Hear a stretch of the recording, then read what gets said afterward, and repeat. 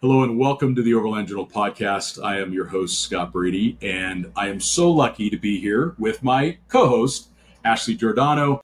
And Ashley is somewhere in parts unknown in Central Asia right now, on her way across the Silk Road. And I think it's going to be so fun, Ashley, to have a conversation about where you are, where you and Richard are on your journey across the Silk Road, some stories of your experiences, the things that you've learned, kind of make this a little bit of a mini dialogue around how to do it, also incorporating your own experiences and your own learnings. And then we can incorporate, where appropriate, some of my experiences when I did the same trip, but 15 years prior. So I'm sure a lot has changed between when I crossed that same basic route in 2010 versus you doing it in 2025. So thanks, Ashley, for being on the podcast with me today. Thank you so much for having me. I'm so excited to be back. A special thanks to Hankook Dynapro Tires for supporting this week's podcast. Visit expeditionportal.com to see our content series in partnership with Hankook, where you'll learn about this year's Jeep Beach event in Daytona, Florida, get tips on exploring the Ocala National Forest, and take a tour of the Motorsports Hall of Fame of America at the Daytona International Speedway. We also take a close look at how to choose a mud terrain, all-terrain, or hybrid rugged terrain tire using the Hankook Dynapro tire lineup as examples. Exactly. So let's start off by what led you to decide to do the Silk Road. I know you guys were already traveling around Europe and you were trying to decide, do we go south to Africa or do we go east across the Silk Road? Or maybe that was just misdirection and you had a plan the whole time. So let us know, how did you get to this idea of doing the Silk Road? So Richard and I were living in Canmore, Alberta, and this was, pre-COVID. And I had this book called Hit the Road. And this book, Hit the Road, it featured a whole bunch of different overland travelers, including us for our Pan American trip. But I was flipping through this book, and the great thing about it was that it had not only people's journeys laid out as a map, but it had photos and it had some dialogue, all these things. So I flipped to the page featuring Akela World, who we've had in the magazine quite a few times for beautiful photography and amazing stories. And I saw the map of the route that they had taken from Austria across the world. And I was like, that's our next trip. So I knew quite a while ago that this was the route that we were going to take. And this is the whole reason why we went to Europe in the first place. And Morocco was a bit of a little side trip, little detour on our way east. But I studied their whole route and I knew I wanted to do it. But a couple of things got in our way. Obviously, lockdown was one of them, COVID, and then we actually were going to take our 1990 pickup on this route at that time. And so because of the delay, we actually decided not to do that. And we decided on the Tundra, 2008 Tundra that we already had. So that was a big decision. So it was like route change, sort of deciding on the route and then COVID happening and then not going and then using a different vehicle. And then eventually, I think we're into 2 years ago, we finally were able to leave. So and now we're in Kazakhstan. I love that. Well, and we almost had an opportunity to do a podcast together in Italy, but we literally were separated by a flood and landslide, and you were evacuated by a helicopter. So as I was traveling across Europe, you guys were traveling across Europe. We nearly had a chance to sit down then, but it didn't work out. So that was a pretty funny moment. Like two ships passing in the night. I think we weren't even that far. Like, if you were to draw a line, we were not that far away from each other. It was just impossible to get there, short of me taking a helicopter. So, that would have been an expensive podcast. Awesome. So you guys decide that you're going to do the Silk Road. Where did you kind of go through Eastern Europe? Did you have any highlights as you started moving your way towards Turkey? Yeah, so we were in Greece. We go home periodically, so we had the truck stored there. So we came back in the January, and then from Greece went right into Turkey, and then into Oh, I got Georgia. it. So you skipped. Yeah. You skipped some of those other countries there. Yeah. Greece is interesting. There's a lot more outdoor activity and even camping and overlanding than a lot of people realize in Greece. Yeah, it's very busy, but fortunately, when we were there in January, it was quite quiet, and the weather was still relatively good. I think there was quite a bit of rain, but it is getting busy in the summer and spring months, and so there have been some restrictions on camping. But usually, if you're kind of going to areas where you have four-wheel drive and you can get down this really bad rocky road down to the beach, it's a little less regulated. But we had a very good time in Greece, and there was like 50% off of entry to some of the sites because it was low season and it wasn't very busy in some areas. So yeah, we had a great time. And then Turkey, of course, was wonderful as well. And I loved the eastern part of Turkey. It was a really interesting history and architecture and different change in culture, and we had a really good time there earlier this year too. So yeah, I was impressed by how open and friendly and helpful the people in Eastern Turkey are. Like in this little town called Trabzon, like I had trouble with our Jimny, and like this four-wheel drive club would just like all rallied behind us, and they got us to the shop, and they like got the AC fixed, and they got this. I mean, they were just, and it was this off-road club, and they were just stoked to have these silly American overlanders coming through their town. So like really Turkey's very special. very special. And I think in the East, there's a big Kurdish population, and they're known for their hospitality. So, and we were invited over a lot. And not even just invited over, but like to spend time with people. So we met a shepherd at a camp spot one time, and we just spent a few hours with him walking around and sharing tea, and he was showing us things. And I think like just the time spent together is something that's really special to them. So we've been taking a lot of Polaroids with people and then giving them to them kind of as a memory, and it seems very fun. But yeah, very good time. That. Yeah, good times in Turkey.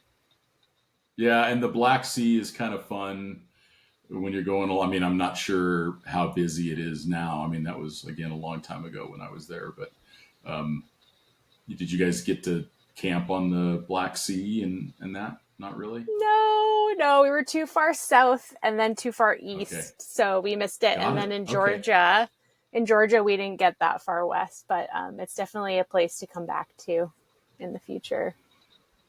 Yeah, no doubt. And we'll have to talk about that at the end of the podcast. I'm very curious about what your plan is. Like, are you going to ship it, or are you going to drive it back, or how are you going to do that? That'll be really fun to talk about.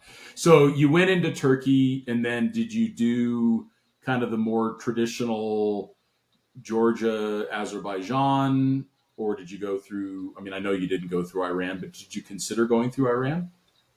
We didn't. It was kind of like the third option that wasn't really an option for us. And the reason why was just basically safety concerns for us as Canadians.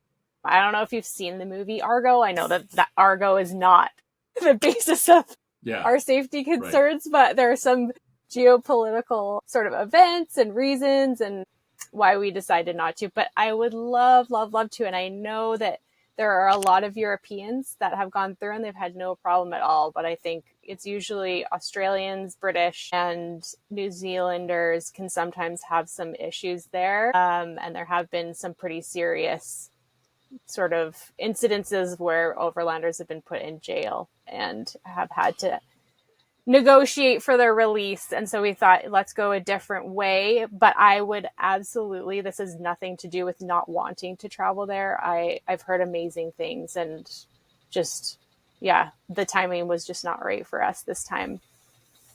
Oh, and I've heard so many wonderful things about the people in Iran. It's too much of a gamble on if the government is going to create an issue for you. I think there was a pretty popular overland couple. I think they were in a Jeep and they were trying to get around the world, and they got to Iran and were arrested and, lost their vehicle, and like the trip was over. So. Yeah, there was another recent incident with two motorcyclists. I think they were from the UK as well. And of course, we don't know all the information surrounding these things. For us, it wasn't a risk that we wanted to take at this point in the trip. So did you go through Georgia and into Azerbaijan then?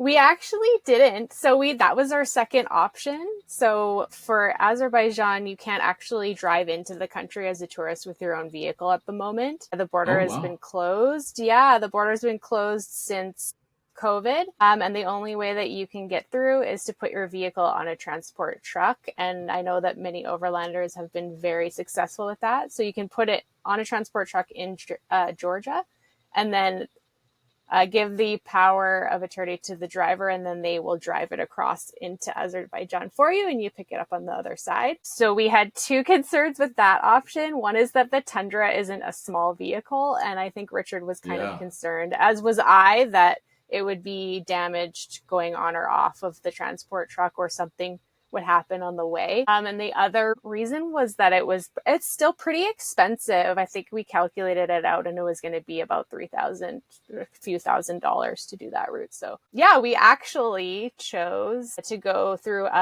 Russia and do a transit. So what that means is that you get a visa, and the sole purpose of your travel through is to transit. It's not a tourist visa. You get a specific amount of days to go through, as you know, but anybody who's listening who doesn't know about the transit visa, that is what it's for.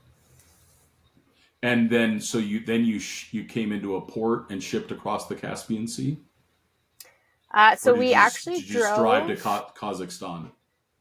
So we drove from Georgia through Russia into Kazakhstan. It looks like about maybe 300 miles or so from Georgia to Kazakhstan through Russia. Yeah, it was like, how many kilometers was that route from Georgia to Kazakhstan? 500 kilometers? 700 kilometers. Yeah. 700 kilometers. Cool. And then you're in Kazakhstan. So where did you go from there? What was your decision from that point? Yeah, so Kazakhstan, we went down to the Mangostau area, which is pretty well known with overlanders. Very cool, like otherworldly desert. It reminded us a lot of Utah, actually. Just a little bit, like the rocks and stuff are just, rock formations are paler, but it's almost like Arizona, Utah, big funnels and structures and desert. That was amazing. Yeah, our timing, we were there in, I think, August, so it's quite hot. It was like 40 degrees Celsius plus, but we thought we may never be here again, so we just went for it. And it was a great area to go into. Lots of off pavement tracks there. And then from there we went up to Aktob in Kazakhstan on a sort of pavement track up and around, because the border into Uzbekistan from the Mangostau area is closed right now. So overlanders have to do a detour all the way up and down or across to the RLC off-road. So it depends. Those are the two routes that you can do at the moment. And then did you make it in? Yeah, so we went across. I was so impressed by that place. Yeah. We just did a small portion. So we went in from Turkestan and Kazakhstan down towards the border, and then drove from the border into Samarkand, which was amazing. But our time schedule didn't really allow for us to go further at this point. So I'd love to go back again. Yeah, and that country looks like it's changed so much. I mean, when going through that area, like into Samarkand was fine. I came in from Turkmenistan and then across Uzbekistan, but there was no fuel available until you got to Samarkand. So we had to have a bunch of jerry cans in the back of the Jimny and filled them all up in Turkmenistan, and then had to like hypermile the car, to get across. Oh my gosh.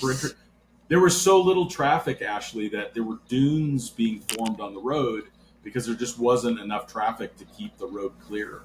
So like you would like go into low range and like get over the sand dune and keep going. It was crazy. Wow. Oh my gosh.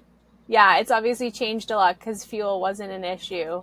But I will say it was busy, like really, really busy. And all of the little white vans, I don't know if this is what it was like when you were there, but Uzbekistan makes most of the vehicles themselves in country rather than importing them in. So there are all these white vans, identical on the road, like thousands and thousands and thousands. Everybody's driving the same little white vans. And the driving experience there was wild. Like I would say Georgia and Uzbekistan are probably the most nerve-wracking places we've driven so far, just in terms of it being hectic and drivers are aggressive and unpredictable. But the right-hand lane, like we're in the slow lane, right? Because we're slower than everybody. But the right-hand lane was like very wavy. It's almost like pavement waves. And so we can't actually like make any progress because the road is so bad on the right. So we have to go in the left, and then everybody gets mad because we're slower. It's like honking, and then we go back on the right, and it was just like totally hectic. But yeah, Samarkand was what a fascinating experience, and just walking around seeing the sights there. I would recommend it. And I've heard a lot of people take the train. They'll park their overland rig in one of the big cities and then take the train around to see a bunch of different cities like Bukhara, and Khiva and places. So, yeah, great memories. Yeah, I really liked it there for sure. And then so there you went from Samarkand, then you went into Tajikistan. Was that the planet? Yeah. Yep. And then, if I recall, you made the decision to go through the Wakhan Corridor. Yeah, so we spent a few days in the Fan Mountains first doing some hiking, and then we decided to start the Pamir. So we went from Dushanbe to Osh through the Wakhan, as you said. So, I loved that direction. Oh my gosh, I think, incredible. Yeah, you can really go. We were seeing more people coming from Osh towards Dushanbe. But that wasn't in our schedule. We were already there, so we were going the other way, and I really loved it. I loved the transition from the valley of the Wakhan and being beside the river the whole time in Afghanistan is just a stone throw away. And it's village to village to village to village. So there are always people and school children running around and waving and hello. And that kind of population density and the culture that you get from that was really wonderful before sort of coming out of the valley up into this super desolate section of the Pamir Highway where it looks like Bolivia. It looks like there's nothing. The people drop off and it gets quite quiet, and salt lakes and all of that. So it was high elevation. That was a fascinating. I think that was the highest I ever drove, I think, was on that road. Yeah, but and that Wakhan Corridor feels like a time capsule. I don't know if it was. Hopefully it's still that way. But so many people dressed more traditionally.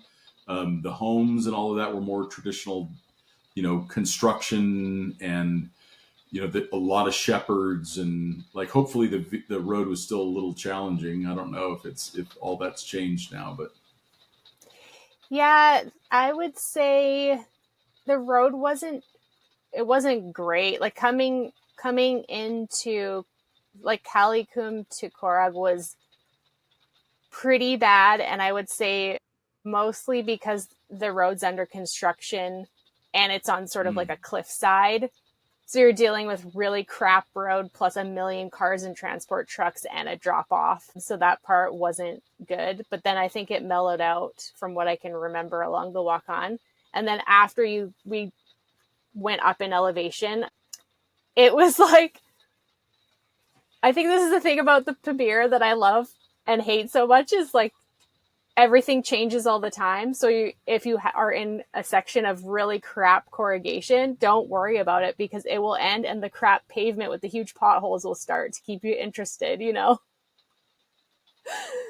And then I always loved the like massive bridges that were blown out, and then you got to do a water crossing because you can't take the bridge. The bridge is destroyed.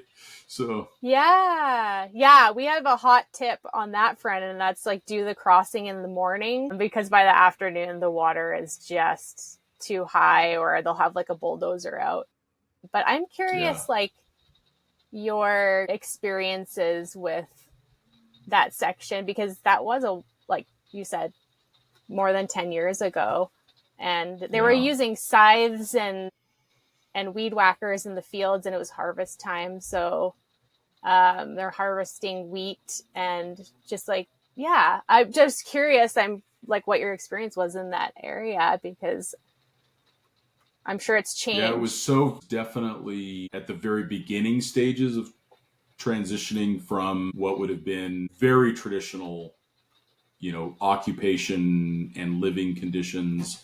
Like I think it was Murgab that I came into, and like the market was all in Connex boxes, containers. So like you could start to see that those changes were happening. That's when I bought one of those really cool hats. I should have done. I don't know where the hat ended up. I should have started the podcast with that. The hat. Did they have the white hats? You know, that were like the big cone hats still.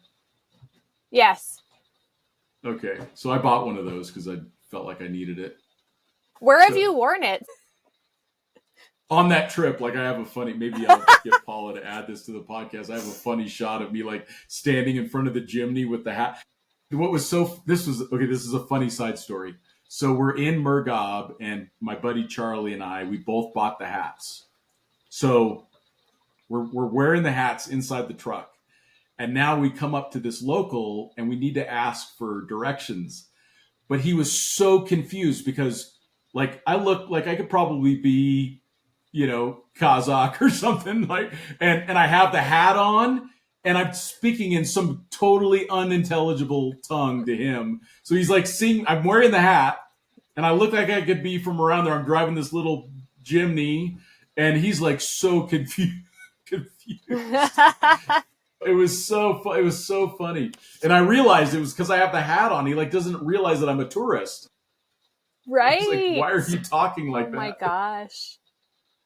But it was awesome. It was so interesting. And that area was really war torn still. I mean, we were stuck at the border going into Kyrgyzstan for a long time. Like they wouldn't even let us approach the border fence. So. Oh, wow. Yeah, I know a couple of years ago that border was closed, so we were really grateful that it was open because otherwise you have to turn around and go a different way. And Osh was a war zone. Osh was a war zone. So when I went through there, wow, we went for coffee and breakfast and dinner there and did groceries. I love it. I love it. I love that. I love that that's the way that it's going. I mean, it's, we had to drive around it because there was like a huge, it was ethnic fighting at the end of that Fargana Valley. Like they were fighting for like some of the people there because of the way that borders are drawn, right? It separates cultures from each other. So there was a lot of fighting to try to get themselves like reconnected with their culture. So like I didn't feel like I was being targeted, but it was just a relatively unsafe spot to be. So, you know, what's interesting too is that we saw a lot of cyclists. I don't know if this was the case for you, but we were shocked how many cyclists we saw. Yeah. Wow. Respect, right? That is. Oh my gosh. It's so humbling. It's and so a lot humbling. of rental Land Cruisers with self-driving. So if you don't have your own vehicle in Tajikistan, you can rent a sick Land Cruiser from Kyrgyzstan, drive it across the Pamir, and there are options to fly in for sure. This content is brought to you by Overland Journal, our premium quality print publication. The magazine was founded in 2006 with the goal of providing independent equipment and vehicle reviews, along with the most stunning adventures and photography. We care deeply about the countries and cultures we visit and share our experiences freely with our readers. We also have zero advertorial policy and do not accept any advertiser compensation for our reviews. By subscribing to Overland Journal, you're helping to support our employee-owned and veteran-owned publication. Your support also provides resources and funding for content like you are watching or listening to right now. You can subscribe directly on our website at overlandjournal.com. It was beautiful. I mean, the mountains are stunning. The Hindu Kush, it's just gorgeous. It's breathtaking scenery. It really reminded me why I love overlanding so much, actually, the whole experience, which I feel all the time, but especially during this time period. And I think some of that had to do with, it's just challenging enough, but not too challenging. And there are a few hoops that you have to go through, like a GBA out, the Gabao permit, just because of the autonomous region you're going through. Yep. There was military active patrolling. And so we had to do checkpoints and just getting into the country, getting out, and then finding camp spots because the military doesn't want overlanders to be seen from the road. And so when you're camping, you have to be pretty picky about where you camp, or the military on the Tajik side will move you for your safety. Yeah. To that point, we never felt unsafe, and we weren't moved because I guess we did our research thoroughly enough. And then there's the challenge of elevation. So making sure you're not going too high and getting altitude sickness. So we're making a spreadsheet, trying to figure out where do we need to stop and for how long. And, getting water was no problem. Fuel for some people can be a little more difficult, like diesel vehicles. And so there are all these things that we had to kind of line up that we don't necessarily always have to line up on our regular, on our overland travels generally. And I love that challenge so much, combined with the scenery, combined with not knowing what the roads will be like, combined with all these things. And I just went away from it wow, I could turn around and go back and do it again. So I just loved it.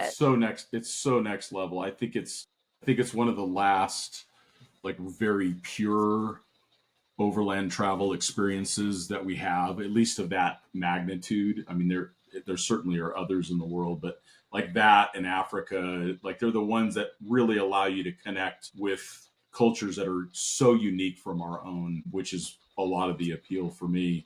I have a funny story about water along the route. So I was going through the Wakhan Corridor, and I don't know if you experienced this, but everywhere else I've traveled in the world, you can buy water at a gas station, or you can buy water at a little shop, or they'll be selling Coke, bottles of Coke, but then they'll also be selling water in jugs.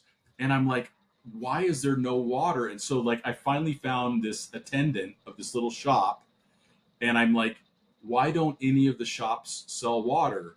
And he kind of gets this sweet little smile to his face, and he walks me outside, and he just points his hands at the mountains, and there's waterfalls cascading and rivers and streams. He's like, there's water everywhere. And I did have a filter, and it helped me reframe for their experience. Why would somebody buy water when there's water everywhere? This beautiful, clear, cold water coming down from the mountains from snowmelt. And it doesn't mean you can't get sick from it. So I did filter it, but water was everywhere. Water was everywhere. True. Yeah. So that was a fun lesson for me of I wasn't paying attention to my surroundings. Yeah. Oh gosh. Yeah. Water everywhere. Yes. Water everywhere. And it turned out there was water to drink. Cool. So you guys make it into Kyrgyzstan, which it's such a popular place now for trekking, and what were some of your highlights of Kyrgyzstan? Yeah, so Kyrgyzstan, we went to the base camp at Lenin Peak, and there's a famous overland spot just above base camp 1 called the Onion Fields, because there are these wild onions that grow there. So yeah, we camped there, and it was just stunning.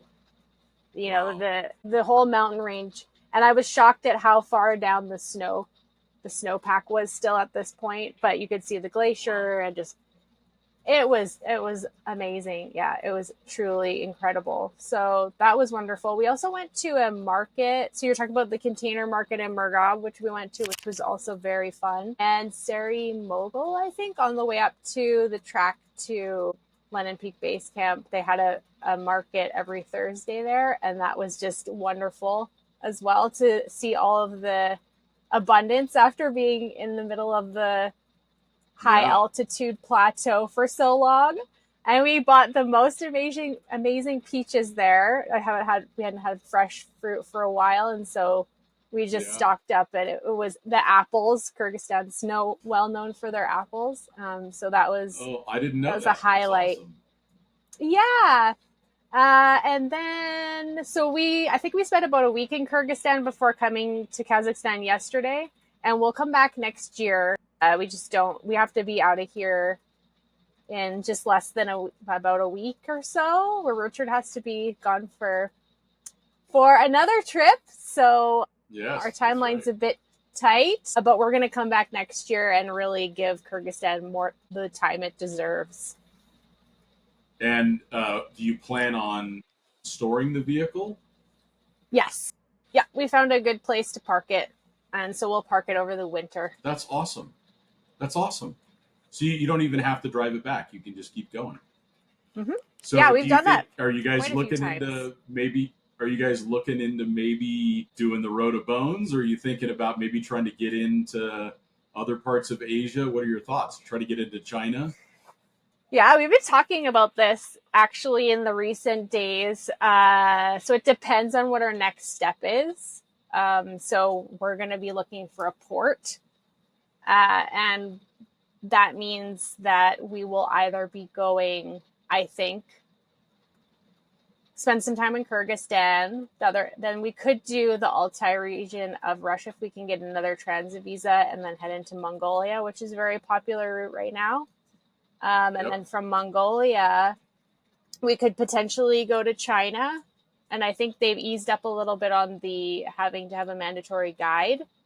So I've heard rumors about, independent travel through China. So we're considering that. We could go through Russia and go take the ferry that's operational again to South Korea and then Japan and ship out of Japan. Or we've also been considering going through China into Vietnam and then transport truck across Thailand. I think their transport trucks are bigger or something, I've heard, because you can't drive through at the moment, into Malaysia, and then ship out of Malaysia to our next destination.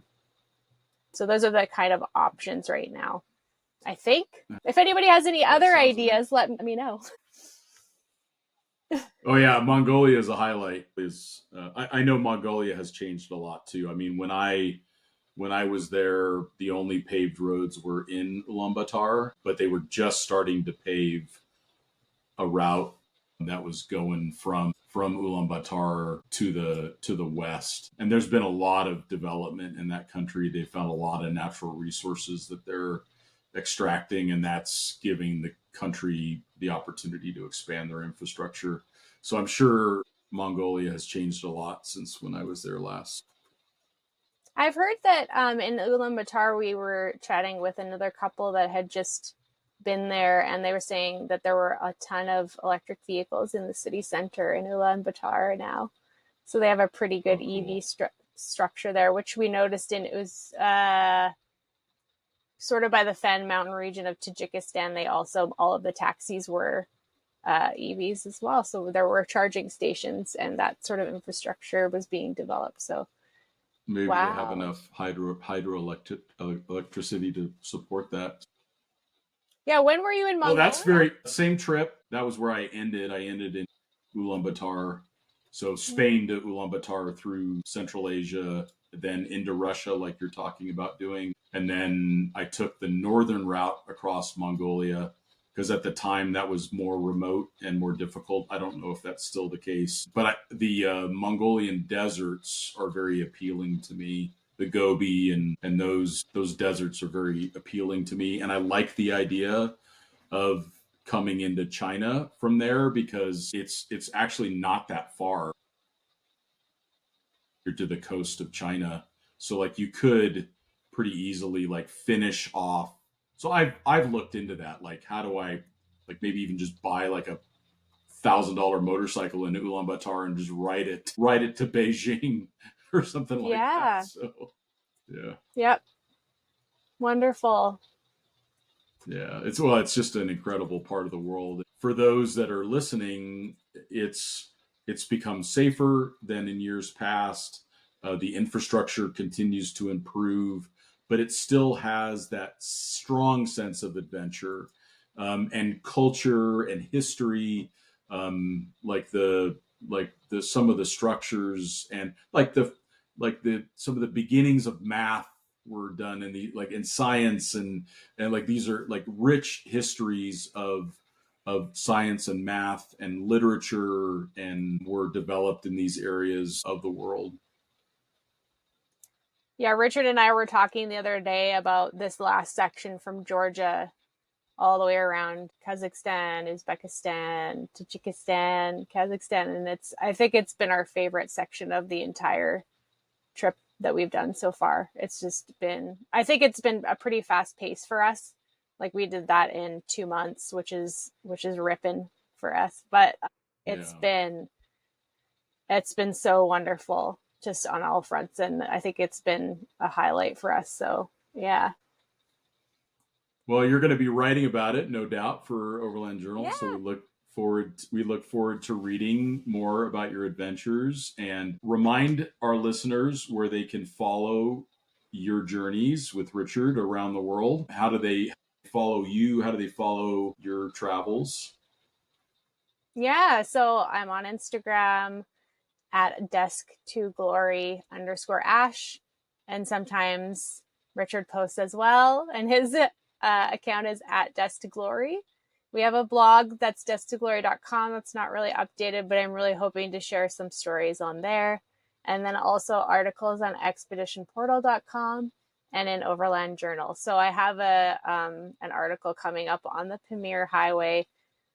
Probably it won't be out till next year, well into next year potentially, but it will go over some of the more detailed nuances of checklist and route that you will need to do the Pamir Highway with the Wakhan Corridor. We kind of went into the Bartang a little bit and did a hike there, but we didn't do the full Bartang Valley, which I've heard great things about, but you can't do it all in once. Anyway, that'll be a really fun piece to have out.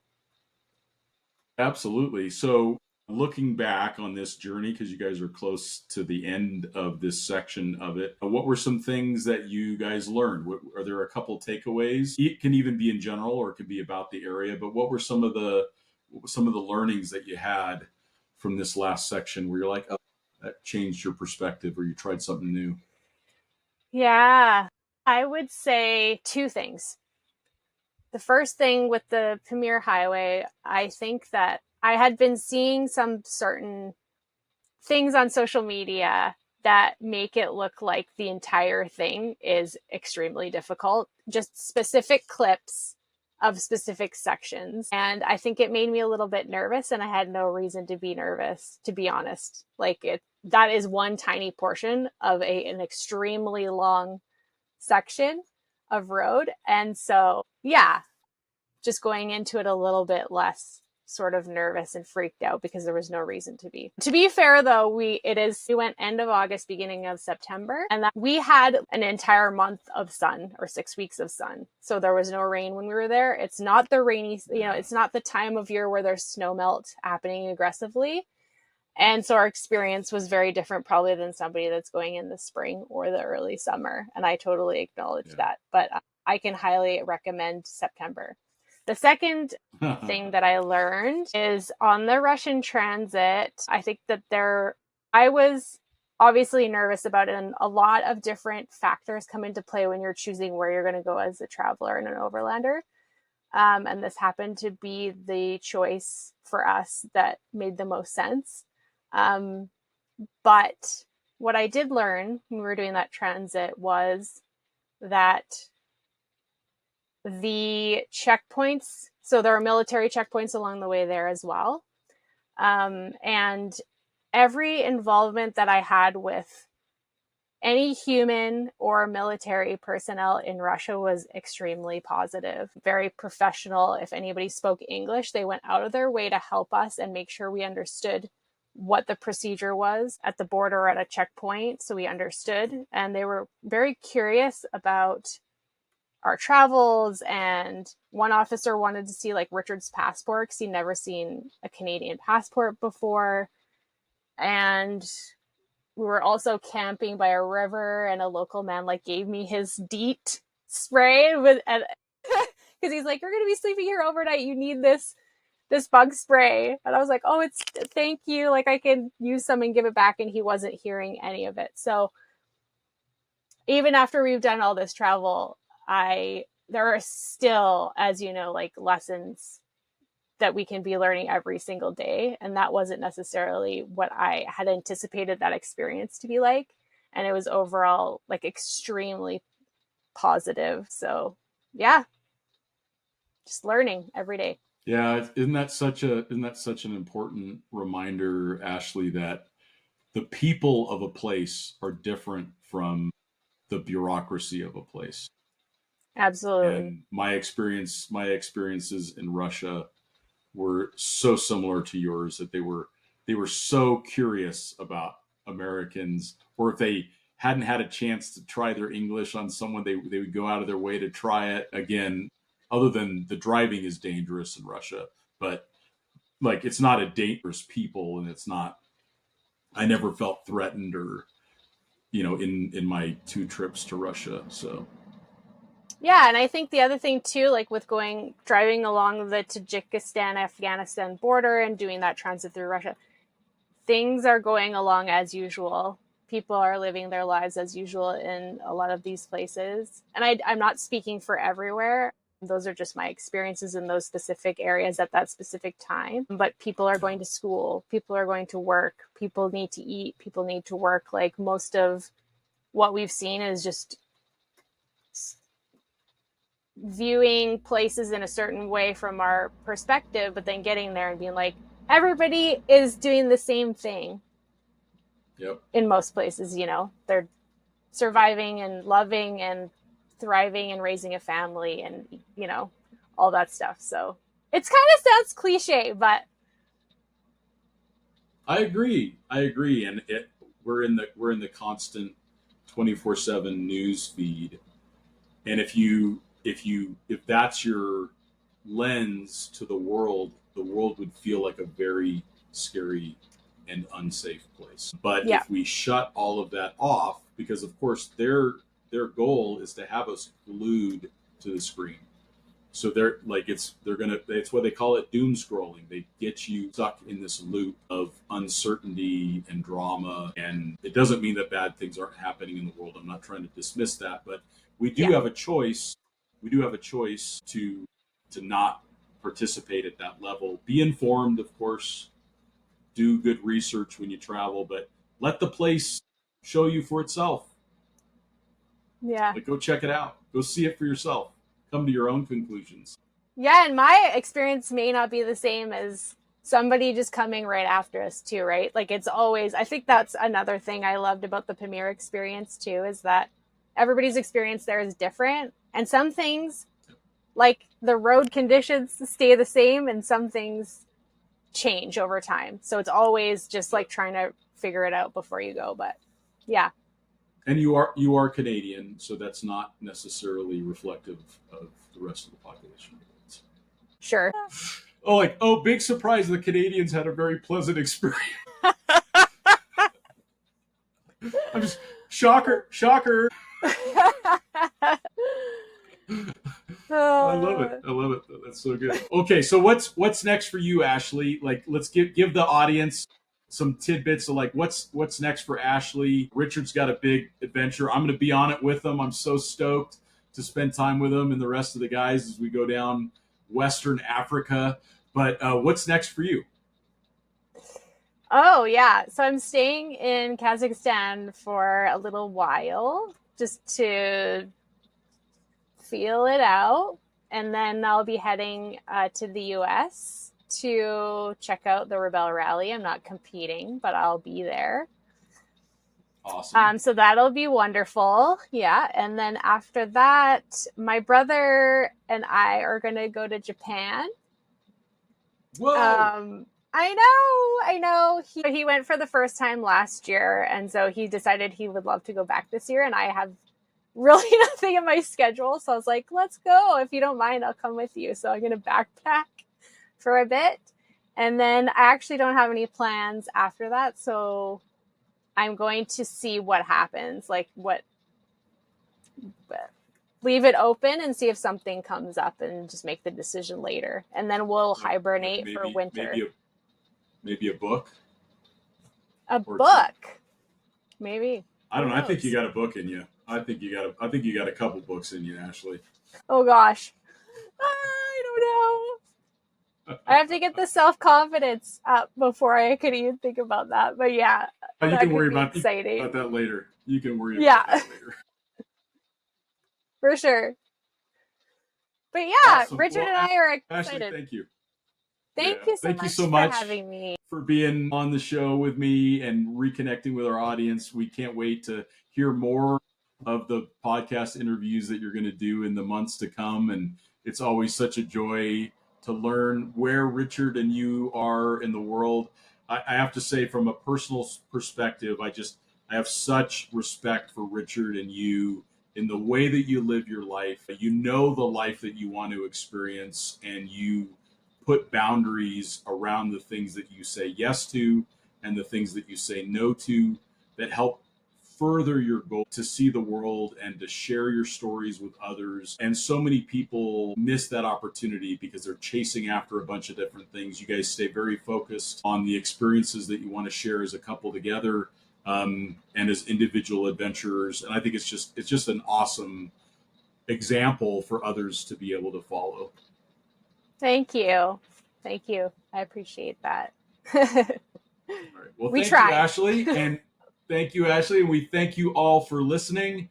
And we'll talk to you next time.